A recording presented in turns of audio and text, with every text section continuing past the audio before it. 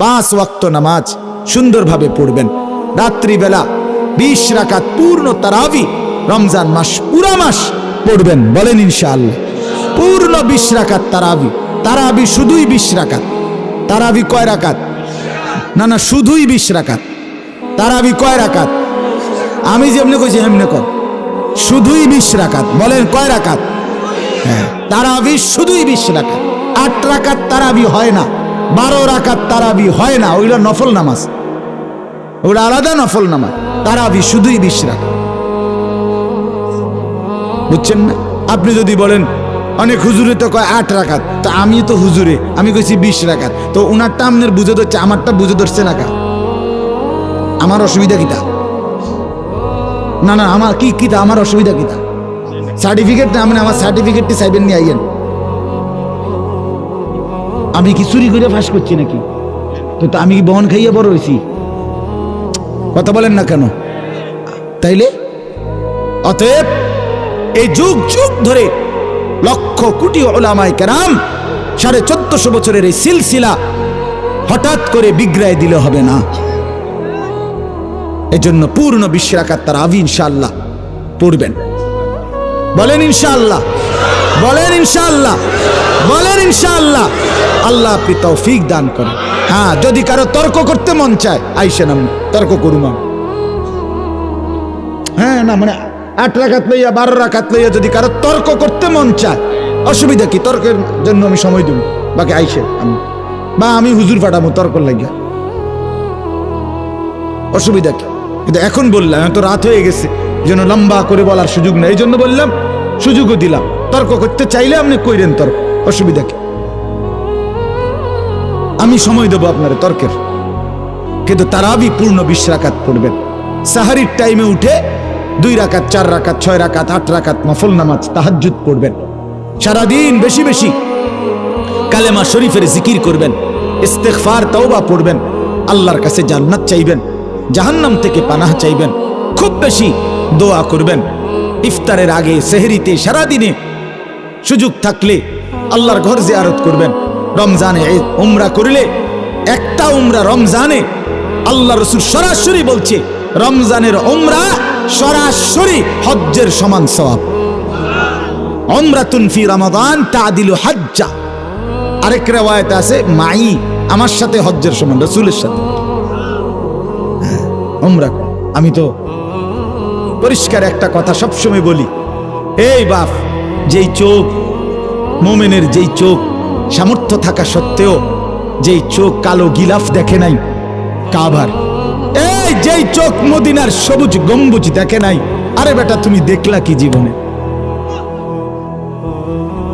ওই চোখে দেখলা কি জীবনে? দেখলাটাই কি? তাইলে দেখার মজাই তো পাও নাই কিছু, এই চোখের স্বাদই তো পাও নাই।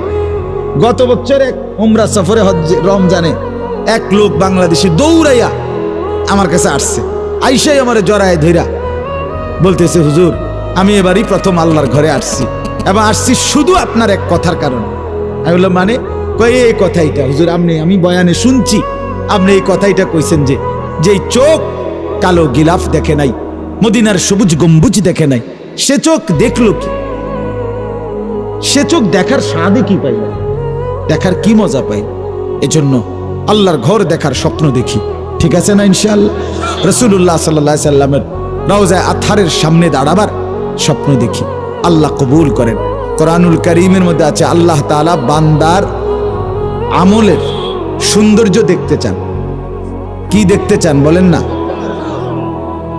এটাকে ইংরেজিতে বলে যে কোয়ান্টিটি নয়, কোয়ালিটি, অর্থাৎ পরিমাণ না, মূল বিষয় হলো কোয়ালিটি, গুণগত মান।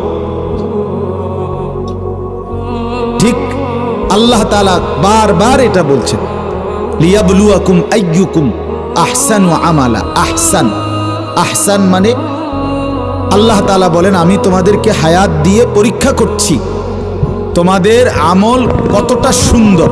আহসান, এই সৌন্দর্য চাই আল্লাহ। তোমার নামাজ, তোমার রুকু, তোমার সেজদা, তোমার সূরা, তোমার কেরাত, তোমার উচ্চারণ কতটা শুদ্ধ, কতটা সুন্দর। আপনারাও তো এটা বুঝেন, আপনারা কারো কোরআনুল করিম তেলাওয়াত সুন্দর হইলে আপনারাও তো বলেন মাশাআল্লাহ কি সুন্দর পড়া, এটা বলেন কি না? বলেন না? তাহলে আমরাও তো সৌন্দর্যটাকেই তালাশ করি। তো আল্লাহ তাআলা বলেন আমি বান্দার আমলের সৌন্দর্য চাই। ইন্না জাআলনা মা আলাল আরদি যিনাতাল লাহা লিনাবলুয়াহুম আইয়ুহুম আহসানু আমালা। এটাও সূরা কাহাফের আয়াত। আল্লাহ বলেন এই পৃথিবীটাকে আমি সৌন্দর্যের উপকরণ দিয়ে সাজিয়েছি, অতঃপর আমার বান্দাদেরকে পরীক্ষা করছি তাদের কার কার আমল কতটা সুন্দর। এজন্য সবসময় এটা মনে রাখবেন। আমার এক উস্তাদ বলছিলেন, বড় আল্লাহওয়ালা আলেম, শুনতেছেন আপনারা? তো উনি বলতেছেন যে কয়েকদিন হুজুরে নামাজ পড়তেছে নফল, সুন্নত বা নফল 2 রাকাত।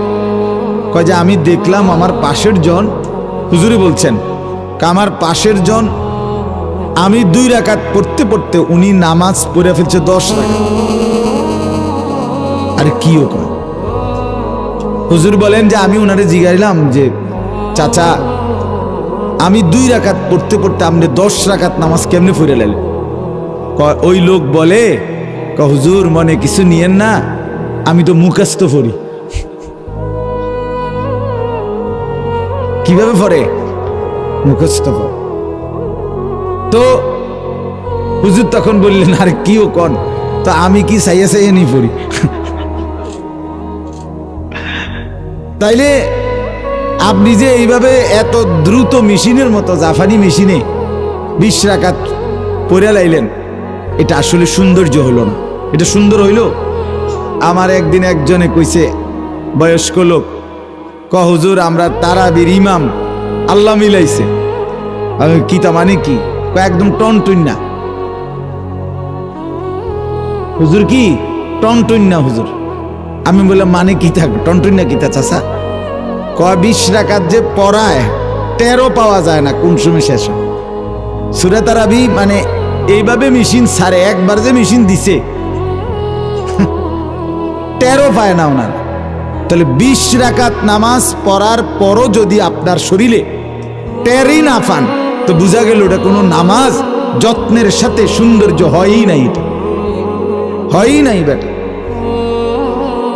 খামখেয়ালি করলে হবে না, সৌন্দর্য চাই, সৌন্দর্য চাই। শুধু পরিমাণ বাড়াইলে হবে না, 100 রাকাত 200 রাকাত 600 রাকাত 900 রাকাত না, না, সৌন্দর্য হইতে হবে। হ্যাঁ, সৌন্দর্যের সাথে পরিমাণ যত বাড়বে নেকিও তত।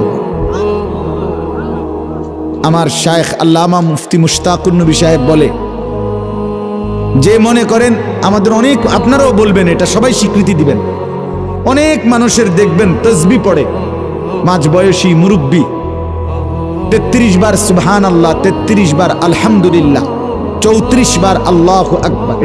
এটা মোটামুটি সবাই পড়ে, ঠিক কিনা বলে? কিন্তু অনেক লোকের দিকে আপনি তাকাইয়া দেখেন, চাচারা মুরব্বীদের মধ্যে বেশি এই অভ্যাস। এই যে 100 দানার তসবিহটা 100টা পড়ছে, মানে মিনিটের মধ্যে নাই, মিনিট আমার মনে হয় না 60 সেকেন্ড লাগে।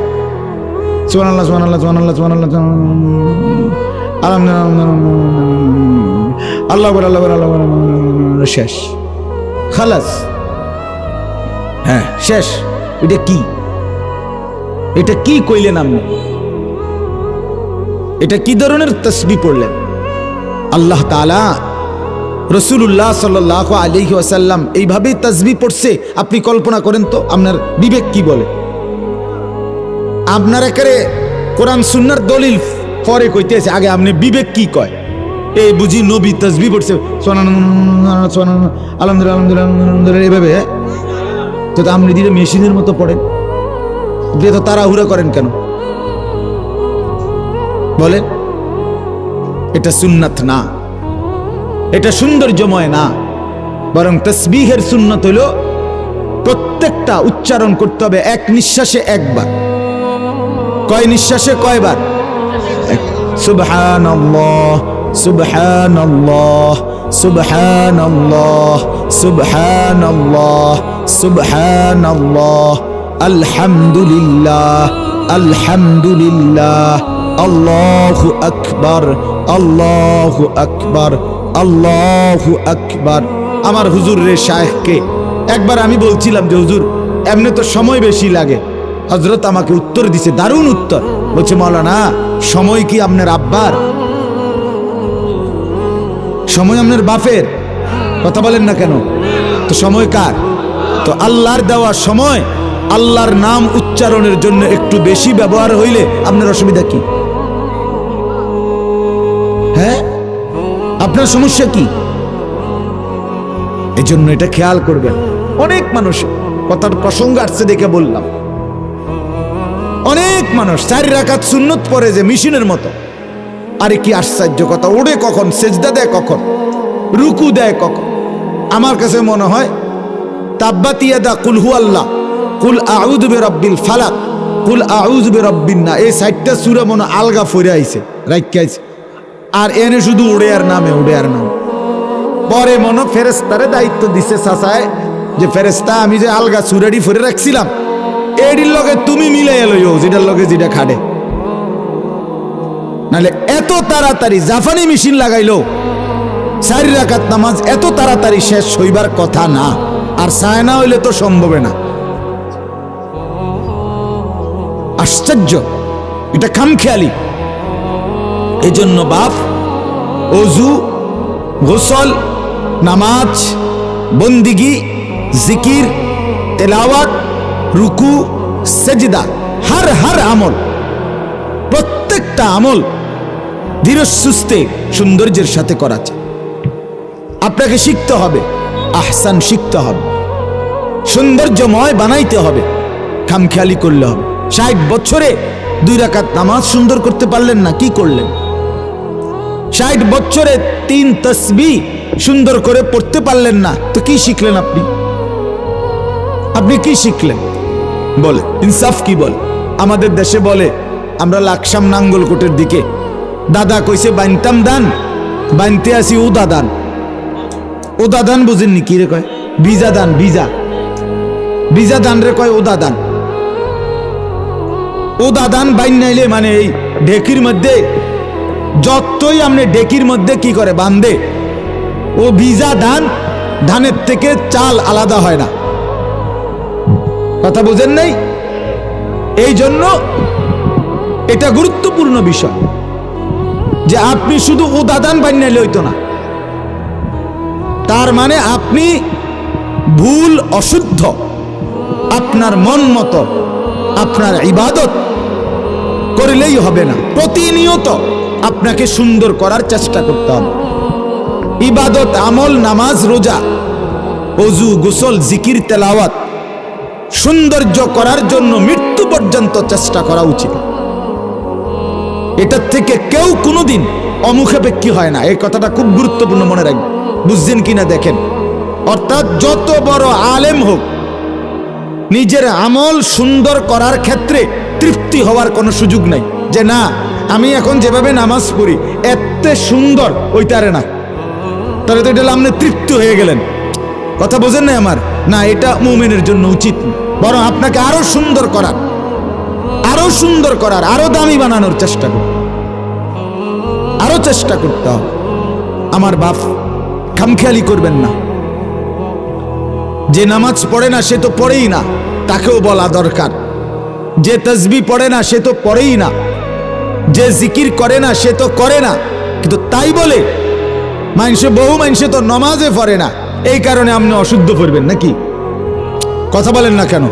বহু মানুষে তাসবিহ তো পড়ে না মিয়া হুজুর, হেরারে কইতারেন না, তো এই কারণে বুঝি আপনি ভুল পড়বেন। বহু মানুষে আপনি আল্লাহর জিকির করে না, কোরআন শরীফ তেলাওয়াত করে না, এই কারণে আপনি কোরআন শরীফ অশুদ্ধ পড়লেও আমি মাইনা নিতাম নাকি? এটা ইনসাফের কথা হইল? এইটা অনেকে বুঝতে চায় না। আমি একদিন ওয়াজে বলছিলাম যে লাল, নীল, হলুদ, কমলা, বেগুনি বিভিন্ন কালারের বর্তমানে যে মহিলারা রঙ্গিলা বোরকা পরে, টাইট ফিটিং বোরকা, এগুলো কোনোভাবেই ইসলাম সম্মত, শরীয়ত সম্মত, কোরআন সুন্নাহ অনুমোদিত বোরকা না। এটি বোরকাও না, বোরকার জাতও না, এগুলো বোরকা না, এগুলো আরেকটা 3 পিস। বেডির শরীরে 3 পিস দুইটা, একটা ভিতরে এটা আর এটা রুজ আর একটা গাও দিছে। এটা মূলত দুটাই 3 পিস। বোরকা তো টাইট হয় না, বোরকা তো রঙ্গিলা হয় না, এটারে কোনো বোরকা বলে না। এটা আরেকটা কি 3 পিস। আমরা যেমন ভিতরে একটা গেঞ্জি গাও দিছি, পূর্বে আরেকটা জামা গাও দিছি। আপনারা একটা ভিতরে গেঞ্জি গাও দিছেন, পূর্বে একটা শার্ট গাও দিছেন। এ বুড়িও ভিতরে একটা জামা গাও দিছি, এটার উপরে আরেকটা জামা গাও দিছি। আর কি তো বোরকা হইতে হবে ঢিলে ঢালা, বোরকা হইতে হবে কালো, বোরকা হইতে হবে উপরের পাট্টাটা একবারে হাঁটু পর্যন্ত নোয়ানো, বোরকা হইতে হবে এমন এতটা ঢিলে ঢালা যেন শরীরের গঠন বোঝা না যায়। মহিলাটা চিকন না মোটা লম্বা বেটে এটা বোঝা যাবে না, বিশেষ করে তার অঙ্গ প্রত্যঙ্গ বোঝা যাইতে পারবে না, নাই তো এটা বোরকা না। এখন আমি এটা বলার পরে একজন এরকম মাঝখান দিয়ে কইছে, কয় হুজুর বেশি কইলে তো বেডি টিডিও ফিনত না। তখন আমি বললাম, চাচা এর মানে কি? এই কথার দ্বারা আপনি কি বলতে চাইছেন? এই কথার দ্বারা আপনি কি এটাই বুঝাইতে চাইছেন যে তাইলে আমরা এটা মেনে নেই? কথা বলেন না কেন? শরীয়ত বহির্ভূতটাও আমি মেনে নেই? না না, কেউ না মানুক, একেবারে এই পৃথিবীর একজন মানুষও, একটা মুসলিম নারীও বোরকা পরে না, তাই বলে কি আপনি আল্লাহর হুকুম শরীয়তের বিধানের মধ্যে কিছুটা ছাড়, কিছুটা ঘাটতি, কিছুটা কমাইয়া বলতে পারবেন যে বেডা মানসে মোড়ে কি করে না, জোর আসরে পরে না, আপনি আইসেন ফজর লইয়া মানে যাতায়াতি করতেন মিয়া, আরে আইন ফজর পরে বাঁচতে পড়বো, আগে জোর ফরান, এটা বললে ইমান থাকবি নি? কথা বলেন না কেন? মানুষের তো শুক্রবারে নামাজে পড়ে না, আপনি আইসেন মিয়া 5 ওয়াক্ত লইয়া এনে বাড়াবাড়ি, এটা বললে হবে নি? দিন দিন, কেউ মানলো এর দূর, কেউ না মানলো কি। হাদিসের মধ্যে আছে, আল্লাহর নবী সাল্লাল্লাহু আলাইহি ওয়াসাল্লাম বলেন, তোমরা যদি সবাই ইবাদত করতে করতে সকলেই যদি নবী আউলিয়া সিদ্দিকিনদের মতো হয়ে যাও, তারপরেও আল্লাহর মর্যাদায় কিছুই বাড়বে না। আবার তোমরা নাফরমানি করতে করতে, কুফরি করতে করতে, আল্লাহর অবাধ্যতা করতে করতে যদি সকলেই ফেরাউন নমরুদ হয়ে যাও, আল্লাহ তাআলার শান আর মর্যাদার মধ্যে কমবে না। বান্দার ইবাদতের কারণে আল্লাহ বাড়ে না, বান্দার নাফরমানির কারণে আল্লাহ কমে না, বরং ইবাদত করলে বান্দারই লাভ হয়, না করলে তারই নোকসান। বুঝাইতে পারলাম কি না বলেন? অতএব বাপ এটা গুরুত্বের সাথে খেয়াল করেন। আমি এই কথাটাকে লম্বা করলাম। কোরআনুল কারীমে আল্লাহ তাআলা বলছেন, লাকাদ খালাকনাল ইনসানা ফি আহসানি তাকওয়িম। আল্লাহ 4টা কসম করে বলছেন, 4টা কসম করে, ওয়াত-তিন ওয়াজ-জাইতুন ওয়া তুরি সিনিন ওয়া হাদাল বালাদিল আমিন। 4টি কসম করে রব্বুল আলামিন বলছে, বান্দা শোনো, আমি মানুষকে আহসান, সবচেয়ে সুন্দর করে বানিয়েছি। কি করে বানিয়েছি? আহসান। এই শব্দটা কোন? আবার কোন? সবাই বলেন। মানুষকে আল্লাহ কিভাবে বানিয়েছেন? আহসান। অর্থ কই না, এই শব্দটা কইবেন। মানুষকে আল্লাহ কিভাবে বানিয়েছেন? আহসান, আহসান। এবার আল্লাহ তাআলা বলেন যে আল্লাযী খালাকাল মাউতা ওয়াল হায়াতা লিয়াবলুয়াকুম আইয়ুকুম আহসানু আমালা। আমি তোমাদেরকে জীবন দিয়েছি, বানিয়েছি সবচেয়ে আহসান। এবার আমি আল্লাহ দেখতে চাই তোমাদের আমলও আহসান। তোমাকে বানাইছি সবচেয়ে সুন্দর করে, তুমি আমার বড় যত্নে গড়া, তুমি আমার নিজ হাতে সাজানো। ফি আইয়ি সূরাতিম মা শাআ রাক্কাবাক। আল্লাহ বলে, বান্দা আমি না তোকে বড় যত্ন করে বানাইছি রে। আমি সেই আল্লাহ, যেই আল্লাহ বানাইতে কিছু কুন বললে হয়, ফায়াকুন, হও বললেই হয়ে যায়। অথচ সেই আল্লাহ আমি 9টা মাস টানা, আমার মতো মনিবের 9 মাস না, 9 সেকেন্ডও লাগার কথা না, কিন্তু তোরে বানাইতে গিয়ে আমি 9টা মাস তোর মায়ের পেটে অন্ধকার জায়গায় আমি নিজ হাতে ডিজাইন করেছি, আমি কাজ করেছি। তুই আমার বড় যত্নে গড়া, তুই আমার হাতে গড়া বান্দা, তোরে আমি বড় যত্ন করে সাজিয়েছি। তোর মাকে জিজ্ঞেস কর বান্দা, তোর যেদিন নাক লাগাইছি, চোখ লাগাইছি, কান লাগাইছি, আমি কোনোদিন তোর মাকে জিজ্ঞেস করি নাই, তোর বাবাকেও জিজ্ঞেস করি নাই যে তোমার সন্তানের নাক কোথায় দিলে ভালো হয়, তুমি বলো। না না, আল্লাহ বলে আমি কাউকে বলি নাই, আমি আমার মতো করে আমার বান্দা আমি সাজিয়েছি। ওয়ালাকাদ খালাকনাকুম সুম্মা সাওয়ারনাকুম, আল্লাহ বলে আমি তোমাদেরকে বানিয়েছি, আমি তোমাদেরকে সাজিয়েছি, সাজিয়েছিও আমি, বানিয়েছিও আমি।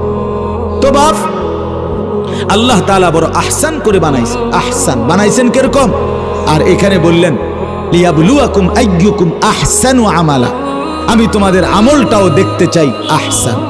বানাইছি যত্ন করে, কাজে হাসবা সুন্দর করে, কাঁদবা সুন্দর করে, কথা বলবা সুন্দর করে, পেশাব পায়খানা করবা সুন্দর করে, ঘুম যাইবা সুন্দর করে, খানা খাবা সুন্দর করে, পানি পান করবা সুন্দর করে, হাঁটবা সুন্দর করে, কথা বলবা সুন্দর করে, লেনদেন করবা সুন্দর করে, আচার ব্যবহার করবা সুন্দর করে, বিবাহ শাদী করবা সুন্দর করে, স্বামীর স্ত্রী সম্পর্ক বজায় রাখবা সুন্দর করে, ছেলে মেয়েকে লালন পালন করবা সুন্দর করে, উপার্জন করবা সুন্দর করে।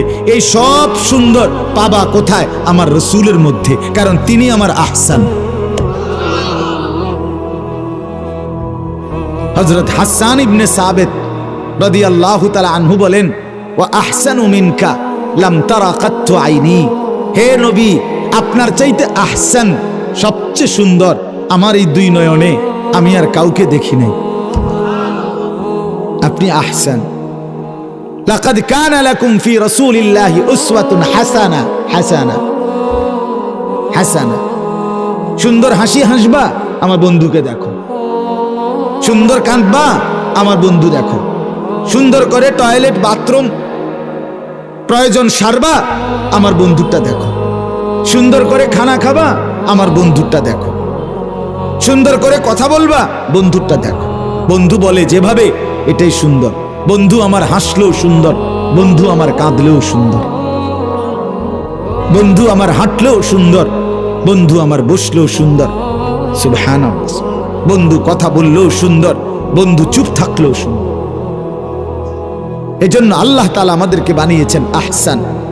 আমাদের আমল, আমাদের চলাফেরা, যাবতীয় কার্যকলাপ দেখতে চান কিরকম? আহসান। ওমা কথা কয় না। আর একটু, আর 10:30 বাজে, মাত্র 10:30 বাজে, এখনো বেশি রাত হয় না। আমি দেরি করব না, এই আধা ঘন্টা 40 মিনিটের ভিতরে শেষ করে দেবো ইনশাআল্লাহ। তাইলে আল্লাহ বলেন আমি তোমাদের আমল দেখতে চাই আহসান। এবার আসেন 3 নাম্বার, আল্লাহ বলেন তোমারে বানিয়েছি আহসান, তোমার আমল দেখতে চাই আহসান। এবার তোমাকে পরকালে হাসরের মাঠে গিয়ে যে পুরস্কারটা দেব, এইটাও হবে আহসান। ওয়ালা নাজজিয়ান্নাহুম আজরাহুম বিআহসানি মা কানু ইয়ামালুন। রব্বুল আলামিন বলে, বান্দা হাসরের ময়দানে আমি তোমার সারা জিন্দেগীর আমলের বিনিময়ে আমি নিজে তোমাকে বিনিময় দেব আহসান।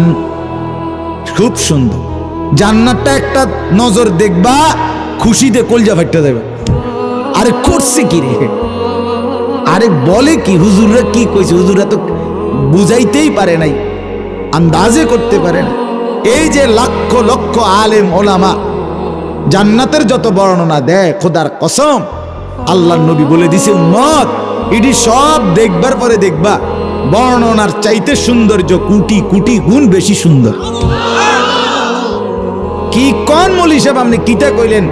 আর এটি করে তুইছি কি, এটি করছে কি? সুবহানাল্লাহ। সুবহান মা লা আইনুন রাআত ওয়ালা উযুনুন সামিআত ওয়ালা খাতারা আলা কলবি বাশার।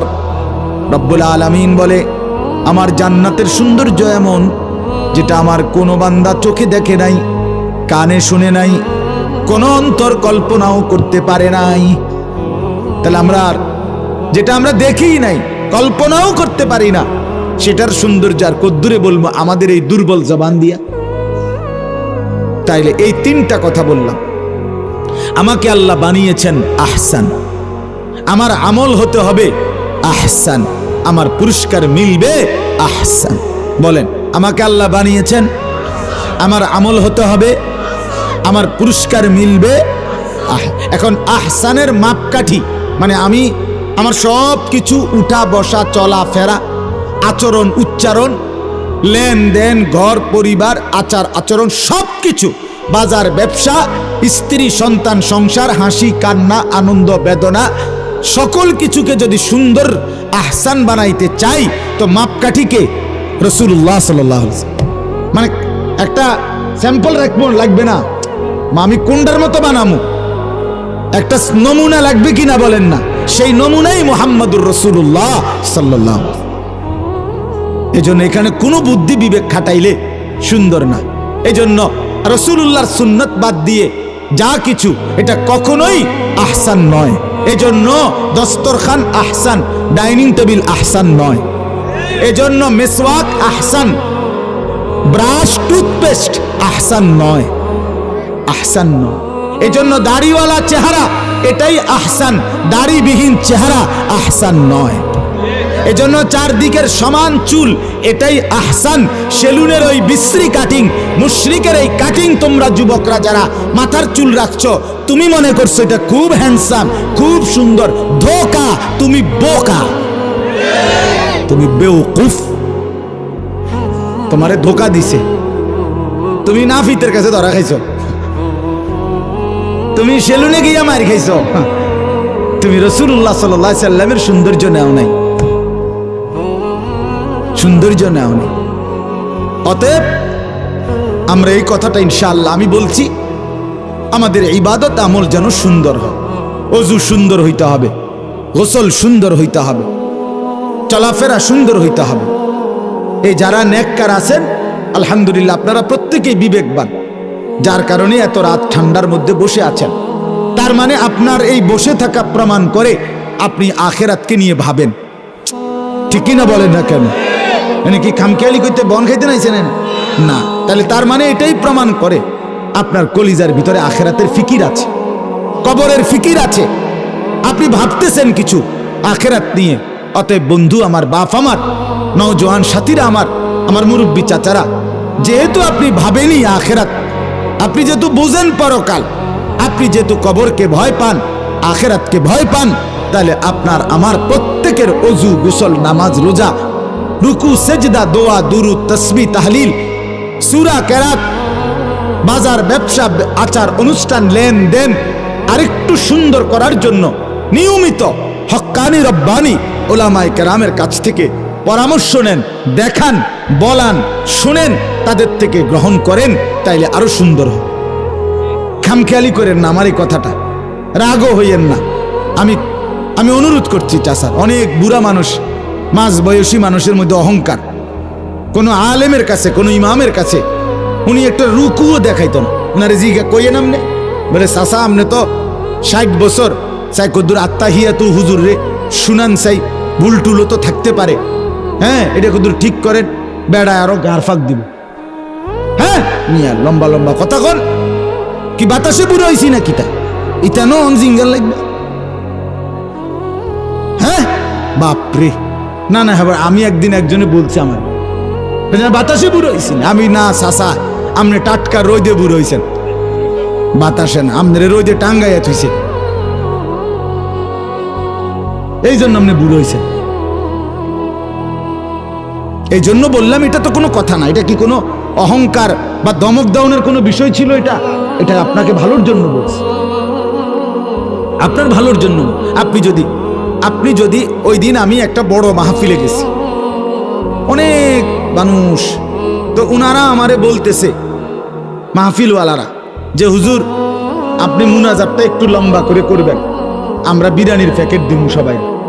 তা আমি বললাম ভাই, আমি চাচা সবার সামনে রাইখা যে আমি আমার 19 বছরে এই লম্বা সময় আলহামদুলিল্লাহ আমি এরকম মুনাজাত করমু আর মানুষের বিরিয়ানির ফুটলা দিব এমন মুনাজাত আমি করি না।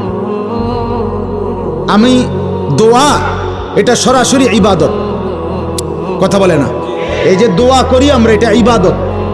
এটা কি আদ-দুআউ হুয়াল ইবাদা, এটা একটা ইবাদত সরাসরি, মুখুল ইবাদা, ইবাদতের নির্যাস মগজ। তো আল্লাহর কাছে কিছু চাইবো আমি, এটার জন্য আমার কাকুতি মিনতি অনুনয় বিনয় কাতরতা দরকার। আর এখানে আমারে আমনে বুদ্ধি দিলেন আমি মুনাজাত লম্বা করমু বিরিয়ানির ফুটলা দওনের লাইগা, তার মানে এই মানুষটি লাড়ালাড়ি করব, ধাক্কা ধাক্কি করব, ঠেলাঠেলি করব, কারাকারি করব দেখা এখন হুজুররে দিয়া আমনে আতিডারে আলগি দিয়ে ধরা রাখলেন। তো এই লোকের মাকসাদ কি থাকবে, যুবকের মনের মধ্যে কি থাকবে? আল্লাহ আমার এমনি কোনো চাওয়া পাওয়ার কিছু নাই মূলত, কিন্তু আমার অভ্যাস খারাপ, আমি আতলারি, এই জন্য হুজুররে দিয়ে আমারে আলগি দিয়ে রাখছে। এটা আমি এটা মানি না। আমি বললাম যে আমি প্রয়োজনে বসে থাকবো আধা ঘন্টা 20 মিনিট আপনারা দিয়া সারলে এরপরে আমি মুনাজাত করুম, কিন্তু আমি মুনাজাত চলাকালীন এই ফোটলা দিতে রাজি না। তো তখন আমি যেটা বলার উদ্দেশ্য, কথা শুনেন, ওই চাচা মুরব্বী মাহফিলের যিনি মেন আয়োজক উনি একটা দারুণ কথা বলছে, আমার ভালো লাগছে। তো উনি ডাইরেক্ট সবার সামনে বলছে যে হুজুর আমি আজকে আমার জীবনে এই প্রথম এই কথাটা শুনছি, এইভাবে আমি এই কথাটা শিখলাম, বুঝলাম, আমাদের অনেক বড় একটা উপকার হলো। তো এনে ক্ষতি কি হয়েছে ওনারে? কথা বলেন না, ওনার ক্ষতি কি হয়েছে আমি কওয়াতে? না লাভ হয়েছে কিনা বলেন না কেন? তাইলে আপনি শিখে নিলে, ওলামায়ে কেরামকে জিজ্ঞেস করলে আপনার লস কি? আপনার যদি নিয়ত বাধাটা একটু সুন্দর হয় এতে কি আপনি কমে যাবে? আপনার রুকুটা যদি একটু সুন্দর হয়, আপনার সেজদাটা যদি আরেকটু সুন্দর হয়, কত মুসল্লি আপনারা দেখেন মিয়া, আমনে একটা দিন 4 রাকাত নামাজে ফিসি দিয়া মসজিদে মানুষে যে সেজদা দেয়, আমনে একজন মানুষ আমি চ্যালেঞ্জ করলাম, আমনের আপনার ওই মসজিদে হোক যে কোনো মসজিদে আপনি সেজদার টাইমে আপনি সেজদা দিয়ে না, আপনি কদূর দাঁড়াইয়া ছাইয়া থাকবেন সবগুলো কাতারে, মানুষের ঠ্যাংডির কি অবস্থা দেখবেন, বহু লোকের 2 ঠ্যাং উঠেন না আসেনি, মানে আমি দেখছি নিজের চোখে ঠ্যাঙালগি দিয়ে থুইছে। তো 2 পা উঠায় ফেললে তো নামাজ সাকেত হয়ে যায়, নামাজ ফাসেদ হয়ে যায়, নামাজ বাতিল হয়ে যায়। তাহলে বেটার একটু বেখেয়ালির কারণে একটু ঠিক করে দিলে, এই কথাটা জানায় দিলে ক্ষতি কি ছিল? কথা বলেন না কেন? ওই চেয়ারে বসে অনেকে নামাজ পড়ে দেখবেন, নামাজ পড়ে না। তা আমি একদিন এক চাচা আমার পাশে, উনি চেয়ারে বইয়ে নামাজ পড়তেছে, উনি রুকু দিয়ে নামাজের সূরা কেরাত ফইরা যখন রুকু দেয় তখন উনি এমনি স্বাভাবিক বসা, যেমনি বইয়া রয়েছে চেয়ারে এমনি রুকুর টাইমে সাইফুল ভাই চায় না, মানে এমনি কদ্দুর হাতেরে আলগি দিছে সামনের দিকে, এটা রুকু। এরপরে সেজদা দিছে আটটু হাতেডারে দোনোখানের সামনের দিকে আটটু বাড়াইয়া, এটা বলে রুকু সেজদা। আপনি জীবন আপনার বাফে হুঁচিনি এই কথা, ইডিনি রুকু। এটা কি এই হাতেরে একটু এদ্দুর বাড়াইলে বুঝি রুকু, আর কদ্দুর বেশি বাড়াইলে বুঝি সেজদা, এটা নি রুকু সেজদা। আমি তো এরম রুকু সেজদা মাটির তলের কোনো কিতাব হতে পাইছি না, চাঁদের দেশেও তো এমন কিতাব নাই। এটা কি ধরনের রুকু সেজ? আমি বললাম চাচা আপনি নামাজের পরে সুন্দর করেই বলছি, চাচা এটা কিতা করলেন? আপনি যদি রুকু সেজদা কি দিয়ে দিলেন? আপনি তো মাথা ঝুঁকলেন না। যে সেজদা দিতে পারে না সে তো মাথা ঝুঁকাবে।